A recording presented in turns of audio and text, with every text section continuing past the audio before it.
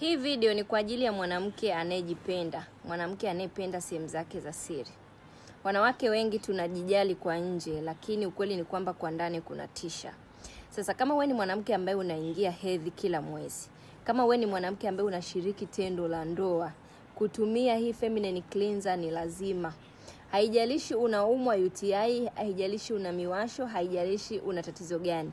Hata kama hauna tatizo lolote, ni muhimu sana kutumia feminine cleanser kwa sababu hii inaenda kuongeza wingi wa bakteria. Hao bakteria wazuri ambao wanaongezwa na hii dawa ndio wanaokulinda wewe usipate maambukizi. Sehemu za siri zikiwa na maambukizi zinatoka na harufu, zinatoka na majimaji, zinatoka na uchafu na zinakera. Kwa hiyo wewe kama mwanamke unajipenda, unanunua skincare 500 lakini sehemu zako za siri zinanuka, hii feminine cleanser itakusaidia. Shilingi 65,000 tu. Mimi naenda kutumia, nimemaliza kuoga, naenda kutumia kwa ajili ya kuendelea kulinda sehemu zangu za siri ziendelee kuwa salama na niendelee kuwa na confidence.